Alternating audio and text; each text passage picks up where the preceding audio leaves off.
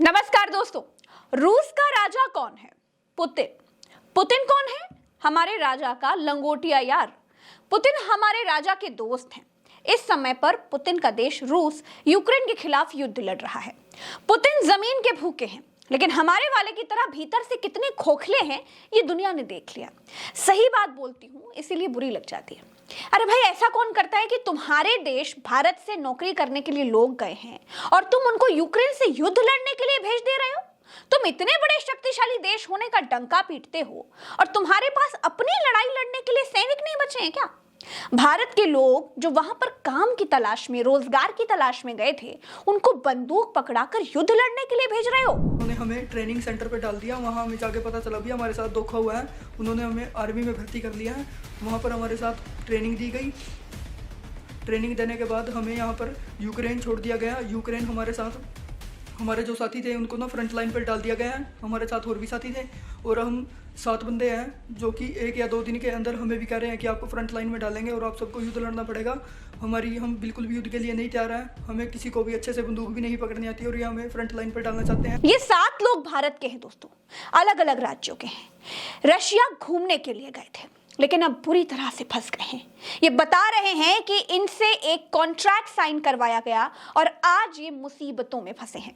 पंजाब और हरियाणा से tourist visa पर रूस गए युवकों को धमकी देकर आर्मी में भर्ती करवा लिया गया। 15 दिन ट्रेनिंग देने के बाद उन्हें यूक्रेन के खिलाफ युद्ध लड़ने के लिए भेज दिया गया। इन लड़कों ने बताया कि उनको धमकी दी गई थी कि या तो आर्मी ज्वाइन करके वॉर जोन में जाओ, वरना 10 साल तक जेल में रहना होगा। अलग अलग मीडिया रिपोर्ट्स के मुताबिक ज्यादातर मामलों में रूस पहुंचने से पहले लोगों को यह नहीं बताया जाता है कि उनको रूस यूक्रेन जंग में भेजा जा रहा है। रूस पहुंचने के बाद उनसे एक कॉन्ट्रैक्ट साइन कराया जाता है, जो कि रूसी भाषा में होता है। कॉन्ट्रैक्ट में लिखा होता है कि वो रूसी सेना के साथ हेल्पर के तौर पर काम करेंगे, जिसके बदले उन्हें हर महीने 2 लाख रुपए मिलेंगे। लेकिन जब वो वहां जाते हैं तो उन्हें जबरन ट्रेनिंग के बाद वॉर जोन में भेज दिया जाता है। भारत के विदेश मंत्रालय ने अलर्ट जारी किया है कि झूठ बोलकर रूस की सेना में भर्ती की जा रही है, झांसे में ना आए। विदेश मंत्रालय की ओर से कहा गया है कि रूस से लगभग 20 भारतीयों ने हमसे संपर्क किया है जो भारत लौटना चाहते हैं, क्योंकि उन्हें कथित तौर पर इस मानव तस्करी रैकेट में धोखा दिया गया था। विदेश मंत्रालय की ओर से कहा गया, उन्हें झूठ बोलकर धोखे से ले गए हैं। यह मानव तस्करी का मामला है। इस मामले में सीबीआई ने कुछ रेड की है। हम लोगों से अपील करते हैं कि वो किसी तरह के झांसे में ना आए। आज ही की गई प्रेस कॉन्फ्रेंस में भारतीय विदेश मंत्रालय ने कहा है कि रूस में करीब 20 भारतीय फंसे हैं। विदेश मंत्रालय ने बताया है कि 2 फ्रंट वॉर में भारत के 3 नागरिकों की मौत हो चुकी है।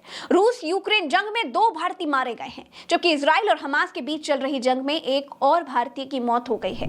विदेश मंत्रालय ने कहा है कि रूस में काम का बहाना बनाकर भारतीयों को भेजने वाले ह्यूमन ट्रैफिकिंग से जुड़े एजेंटों के खिलाफ कड़ी कार्रवाई शुरू की गई है। सीबीआई ने कई शहरों में छापेमारी की है और मामला दर्ज किया गया है। भारतीय विदेश मंत्रालय ने भारतीय नागरिकों से यह अपील की है कि वो रूस में हेल्पर के तौर पर नौकरी दिलाने वाले एजेंटों के जाल में ना फंसें। यह जीवन के लिए खतरे और जोखिम से भरा है। विदेश मंत्रालय ने कहा है कि भारत सरकार रूसी सेना में सहायक स्टाफ के रूप में कार्यरत अपने नागरिकों को शीघ्र ही रिहाई और उनकी घर वापसी के लिए प्रतिबद्ध है। दोस्तों, कुछ समझे आप? डंका पति जी तो चुनाव लड़ने में व्यस्त हैं। अब दोस्त पुतिन के चंगुल में फंसे भारत के बच्चों को कौन छुड़ाए? कोई और देश होता तो अपने नागरिकों को छुड़ाने के लिए गदर काट देता। आपको याद है, एक आतंकी निज्जर कुछ दिन पहले मारा गया है। कनाडा ने उसकी हत्या का आरोप भारत पर लगाकर कैसा रायता फैलाया था। भारत के राजदूतों को अपने देश से हटा दिया था। कनाडा ने वीजा पर भी प्रतिबंध लगा दिया था। थर्ड आई देशों की शरण में चला गया था और यहां तक कि भारत में G20 की बैठक में रायता फैलाकर आया था, एक आतंकी के लिए। सोचिए जरा, हमारे तो 20 नागरिक रूस में फंसे हुए हैं, लेकिन हम रूस पर कितना दबाव बना पा रहे हैं, ये सब कुछ दिखाई दे रहा है। मुझे उम्मीद है कि रूस में फंसे हुए हमारे भारत के नागरिक जल्द ही वापस लौट आएं, और जब तक हमारे नागरिक वापस नहीं आएंगे, मैं वीडियो करना बंद नहीं करूंगी। ये मेरा वादा है। चलते हैं। नमस्कार।